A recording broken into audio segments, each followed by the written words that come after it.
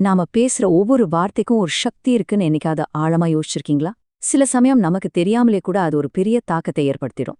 நாம உச்சரிக்கிற ஒவ்வொரு சொல்லும் ஒரு வித மாதிரி. அது அன்பா வளர்க்கலாம், இல்லனா ஒரு பிரிவினையும் உருவாக்கலாம். வாங்க, இந்த வார்த்தைகளோட ஆதி மூலத்தையும் அதுக்குள்ள மறைஞ்சிருக்கிற அந்த தெய்வீக சக்தியும் நாம சேர்ந்து தேடலாம். சும்மா ஒரு நிமிஷம் யோசிச்சு பாருங்களேன். ரொம்ப சிம்பிளான ஒரு நன்றிங்கிற வார்த்தை, இல்லனா ஒரு மன்னிச்சிடுங்கங்கிற வார்த்தை, ஒரு உறவையே சரி பண்ற அளவுக்கு அதுக்கு சக்தி இருக்கு. அதே நேரம் நம்ம கவனக்குறைவா பேசுற ஒரு சின்ன வார்த்தை ஒருத்தரோட மனசுல ஆழமான காயத்தை ஏற்படுத்த முடியும். நம்ம உதட்லேருந்து வர்ற இந்த சத்தத்துக்கு மட்டும் எப்படி இவ்ளோ பெரிய சக்தி கிடைக்குது? இது வெறும் சத்தம் தானா, இல்ல அதுக்கு மேல ஏதாச்சும் இருக்கா? சொல்லப்போனா, நாம உலகத்தையே வார்த்தைகள் தான் உருவாக்குது. நாம பயன்படுத்துற சொற்கள் தான் இந்த உலகத்தை நாம எப்படி பாக்குறோங்கிறத தீர்மானிக்குது. பாருங்க, ஒருத்தருக்கு பிரச்சனைன்னு தெரியற ஒண்ணு இன்னொருத்தருக்கு ஒரு சவால் மாதிரி தெரியுது. ஆக, வார்த்தைகள் நம்ம சிந்தனையையும் உணர்வுகளையும் வடிவமைக்குது. அது நம்மள ஒன்னு சேர்க்கலாம், இல்லனா நிரந்தரமா பிரிச்சிடலாம். இவ்ளோ பெரிய சக்தி இருக்கிற ஒரு கருவியத்தான் நம்ம ஒவ்வொரு நாளும் அசால்ட்டா பயன்படுத்திட்டு இருக்கோம். இதுக்கு பின்னாடி இருக்கிறது வெறும் மூளையோட வேலையா, இல்ல இது ஒரு மொழியோட கட்டமைப்பா? இல்லவே இல்ல. அதுக்கும் மேல ரொம்ப ஆழமான ஒரு மூலம் இருக்கிற மாதிரி தோணுதா? நம்ம மனசுல இருக்கிற எண்ணங்கள் வார்த்தையா மாறுற அந்த ஒரு மாய தருணத்துல நிஜமா என்னதான் நடக்குது? இந்த கேள்விக்கு பழங்கால மரபுகள் ரொம்ப ஆச்சரியமான ஒரு பதில தேடி வச்சிருக்கு. ஆமா, அவங்க பேச்சோட சக்திய வெறும் ஒரு கருவியா பார்க்கல, அதுக்கு உயிர் இருக்குன்னு நம்புனாங்க. அது ஒரு தெய்வமா, ஒரு பெண் சக்தியா பார்த்தாங்க. அந்த சக்தி தான் நம்மளோட உள்மனசுக்கும் இந்த வெளி உலகத்துக்கும் நடுவுல ஒரு பாலமா இருக்கிறா. அந்த தேவிக்கு அவங்க ஒரு பேரும் வச்சாங்க. அதுதான் மாதங்கி. இந்த அனுபவம் நம்ம எல்லாருக்குமே நிச்சயம் இருந்திருக்கும். மனசுக்குள்ள ஒரு அற்புதமான விஷயம் தோணும், ஒரு ஆழமான உணர்வு பொங்கி வரும். ஆனா அத வார்த்தைகளால சொல்ல முயற்சி பண்ணும்போது அதோட ஜீவனே போயிடும். நாம சொல்ல நினைச்சது ஒண்ணு, ஆனா வெளியில வர்றது வேறொன்னு. அந்த இடைவெளியில ஏற்படுற ஒரு விரக்தி இருக்கே, அதுதான் வார்த்தைகளோட எல்லையை நமக்கு காட்டிடும். இப்ப பாருங்க, இந்த 2 நிலையையுமே நாம அனுபவிச்சிருப்போம். ஒரு பக்கம் சரியான வார்த்தை கிடைக்காம தடுமாறி நம்மள சரியா வெளிப்படுத்த முடியாம கஷ்டப்படுவோம். இன்னொரு பக்கம் ரொம்ப அரிதான சில தருணங்கள்ல நம்ம எண்ணங்கள் அப்படியே அருவி மாதிரி வார்த்தைகளா கொட்டும். ஒரு கவிதை மாதிரி, ஒரு பாட்டு மாதிரி. அந்த மாதிரி நேரத்துல நம்ம வார்த்தைகளை பயன்படுத்தல, வார்த்தைகள் தான் நம்ம வழியா பேசுது. அந்த ஆனந்தமான தருணத்துல தான் நாம ஒரு உயர்ந்த சக்தியோட இணையிறோம். அந்த தெய்வீக சக்தி தான் மாதங்கி. அவள சும்மா அழகா பேசுறதுக்கான தெய்வம்னு மட்டும் நினைக்க கூடாது. அவளே உச்சரிக்கப்பட்ட வார்த்தை. நம்ம எண்ணம், உணர்வு, அறிவு எல்லாத்துக்கும் ஒரு உருவம் கொடுத்து அதை இந்த வெளி உலகத்துக்கு கொண்டு வர்றவளே அவதான். மாதங்கிங்கிற சொல்லுக்கே எண்ணம் இல்லனா கருத்துந்தான் அர்த்தம். இங்கே மாதங்கியோட உருவத்தை பாருங்க. அவ கையில இருக்கிற வீணை கலைக்கும் கிளி பேச்சுக்கும் அடையாளம். அவ வெறும் படிச்சவங்களோட தெய்வம் மட்டும் இல்ல, சாதாரண மக்களோட பேச்சுல, கலைஞனோட படைப்புல, கவிஞனோட வார்த்தைகள்ல எல்லாத்துலயும் அவ இருக்கா. அவ மூலமாதான் நம்ம உள்ளுக்கு இருக்கிற ஞானம் வார்த்தைங்கிற வண்டியில ஏறி இந்த வெளி உலகத்துக்கு பயணம் பண்ணுது. சரி, ஒரு வார்த்தை நம்ம வாயிலிருந்து வெளியே வர்றதுக்கு முன்னாடி அது ஒரு பெரிய மறைமுகமான பயணத்தையே மேற்கொண்டு வருது. நம்ம நினைக்கிற மாதிரி பேச்சுங்கிறது ஒரே நொடியில நடக்கிற விஷயம் இல்ல. அது மௌனத்திலிருந்து ஒலிக்க வர்ற ஒரு 4 கட்ட பயணம். இத நாம புரிஞ்சுக்கிட்டா மாதங்கியோட பங்கு என்னன்னு இன்னும் நல்லா தெரிஞ்சுக்கலாம். இந்த பயணம் பரான்னு சொல்ற முழுமையான எல்லையில்லாத மௌனத்திலிருந்து தொடங்குது. இது சத்தமே இல்லாத எல்லாத்துக்கும் மூலமான ஒரு நிலை. அப்புறம் பஷ்யந்தி. இங்கதான் அந்த மௌனத்திலிருந்து முதல் முறையா ஒரு எண்ணம், ஒரு காட்சி மாதிரி, ஒரு மின்னல் மாதிரி தோண்டுது. அதுக்கடுத்து மத்தியமா. இந்த நிலையில அந்த எண்ணத்துக்கு நம்ம மனசுக்குள்ள ஒரு மொழி, ஒரு வடிவம் கிடைக்குது. கடைசியா வைக்கரி நிலையில தான் அது நம்ம உதடுகள் வழியா கேட்கக்கூடிய ஒலியா, வார்த்தையா வெளியே வருது. மாதங்கியோட முக்கியமான இடம் இந்த கடைசி நிலைதான். அதாவது இந்த உலகத்துல நாம பேசுற, கேக்குற ஒவ்வொரு வார்த்தையும் தான். மாதங்கியோட தனித்துவமான சக்திய இன்னும் நல்லா புரிஞ்சுக்க நமக்கு நல்லா தெரிஞ்ச இன்னொரு ஞான தேவியான சரஸ்வதியோட அவளை ஒப்பிட்டு பார்க்கலாம். 2 பேருமே ஞானத்தோட நதிகள் தான். ஆனா அவங்க 2 பேரும் வேற வேற திசையில பாயறாங்க. சரஸ்வதிய ஒரு அமைதியான தெளிவான நீரோடை மாதிரி கற்பனை பண்ணிக்கிட்டீங்கன்னா, மாதங்கி அடர்ந்த காட்டுக்குள்ள கட்டுக்கடங்காம பெருக்கெடுத்து ஓடுற ஒரு காட்டாறு மாதிரி.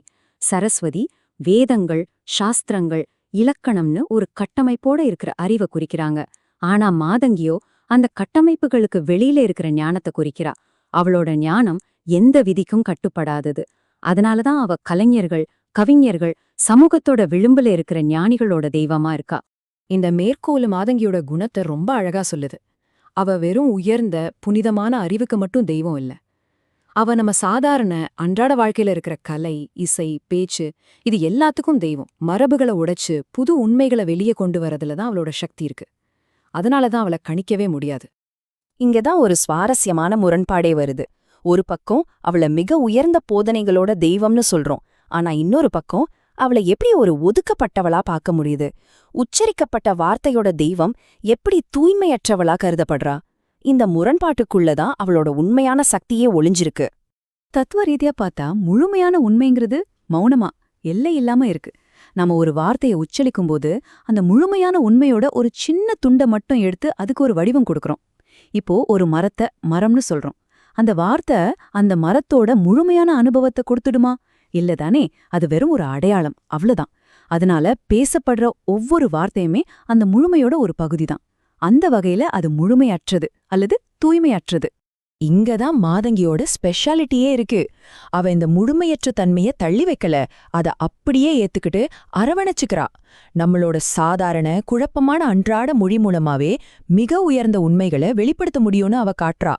ஞானம் எங்கேயோ தூரத்துல அடைய முடியாத இடத்துல இல்ல, அது நம்மளோட பேச்சுல, நம்ம கலையில, நம்ம அன்றாட வாழ்க்கையிலே தான் துடிச்சிட்டு இருக்குன்னு அவ நமக்கு உணர்த்துறா. அதனால அவளோட காட்டுத்தனம்ங்கிறது குழப்பம் கிடையாது. அது கட்டுப்பாடுகளை உடைச்சு எரியற படைப்பாற்றலோட சக்தி. புது சிந்தனைகள், புது கலைகள், புது உண்மைகள் எல்லாமே அங்கிருந்துதான் பிறக்குது. ஒரு ஓவியர் பழைய பாணிய உடைச்சு புதுசா ஒன்ன உருவாக்கும் போதும், ஒரு கவிஞர் இதுவரைக்கும் யாரும் சொல்லாத ஒன்ன சொல்லும் போதும் அங்க மாதங்கியோட ஆற்றல் தான் வேலை செய்யுது. இது ரொம்ப ஆழமான ஒரு தொடர்பு. எந்த ஒரு வேலைய ஆரம்பிக்கிறதுக்கு முன்னாடியும் நாம விநாயகரை வணங்குறோம். ஏன்னா அவர் வெளிப்புற தடைகளை நீக்குவார். மாதங்கியும் ஒரு வகையில தடைகளை நீக்கிறவதான். ஆனா அவ நீக்கிறது நம்ம மனசுக்குள்ள இருக்கிற தடைகளை. இத சொன்னா மத்தவங்க என்ன நினைப்பாங்கன்னு தயக்கம், நம்ம உண்மையை வெளிப்படுத்த விடாம தடுக்கிற பயம், இந்த மாதிரி உள் தடைகளையெல்லாம் நீக்கி நம்ம ஆன்மாவோட குரல் தெளிவா வெளியே வர்றதுக்கு அவ உதவி பண்றா. மாதங்கி எங்கேயோ வானத்துல இருக்கிற தெய்வம் இல்ல, அவ நமக்குள்ளேயே தான் இருக்கா. யோக மரபுப்படி நம்ம தொண்டையில இருக்கிற விசுத்தி சக்கரத்துல தான் அவ வசிக்கிறா. அதுதான் பேச்சோட மையம். அது மட்டும் இல்ல, சுவைய அறியற நம்ம நாக்கு நுனியிலையும் அவ இருக்கிறதா சொல்வாங்க. ஏன்னா ஒரு வார்த்தைய உச்சரிக்கிறதுக்கு முன்னாடி நாம வாழ்க்கைய சுவைக்கணும் இல்லையா? அந்த தெய்வீக சக்தி நம்ம உடம்புலயே, நம்ம அன்றாட அனுபவத்திலேயே இருக்கிறது தான் இது காட்டுது. இந்த யந்திரம் வெறும் ஒரு படம் மட்டும் கிடையாது. மௌனம் எப்படி இசையா மாறுது, எண்ணம் எப்படி சொல்லா மலருதுங்கிற அந்த மாய புள்ளியோட ஒரு வடிவியல் கவிதை இது. இத தியானம் பண்றது மூலமா மௌனமா இருக்கிற நம்ம உள்ளுலகத்தையும் வார்த்தைகளால நிறைஞ்ச வெளி உலகத்தையும் ஒன்னா இணைக்க முடியும்னு நம்பப்படுது.